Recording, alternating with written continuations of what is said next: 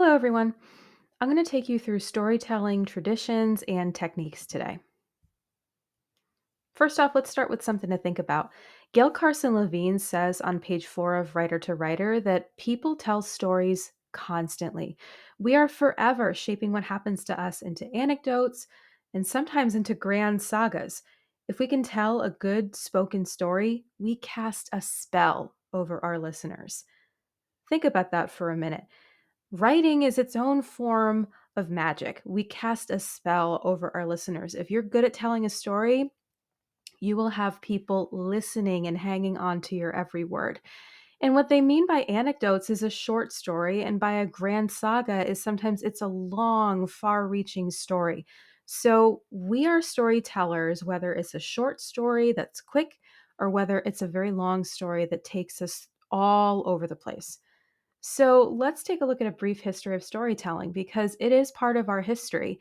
Storytelling is almost in our DNA if you think about it.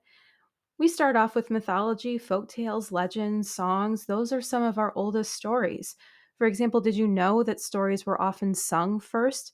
Performers were the ones who would relay these stories. That's why, in a lot of cases, we don't have them written down until they've been around for hundreds of years because people were the keepers of these stories and they would perform them out loud. Later on, we have books and short stories and poems. Lots of those have been around for thousands of years. We have radio dramas, live theater, for example, has been also been around for thousands of years.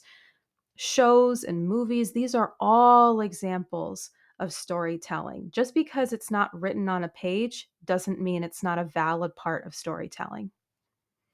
Let's take a look at some techniques. Now, obviously, these aren't all of them, but these are some examples that I know you're going to come across as we read some of our mentor texts. We have engaging and orienting the audience. Remember, engaging means to grab your attention, and orienting means if you are oriented, that means you know where you are and what's going on around you. So what an author will do or what a storyteller will do is they will orient their reader or their listener, meaning that the person in the audience knows what's happening, they know who's present, and they know where they are. And then they'll engage them, they'll grab their attention somehow.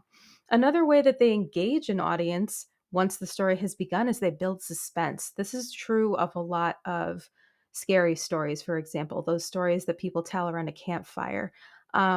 Authors often show instead of tell. For example, instead of saying a character is happy, they will describe their body language instead, how they're smiling, what their voice sounds like, a gleam in their eye.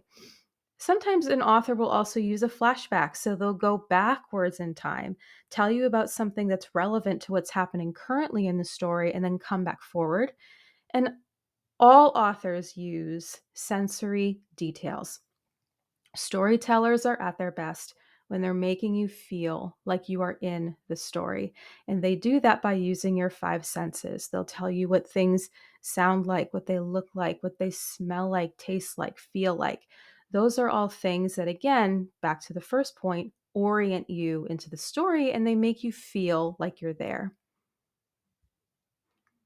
So to recap, when you tell a story, you're part of a fantastic tradition, and I can't wait to see what you do. Thank you for listening, and let's dive in.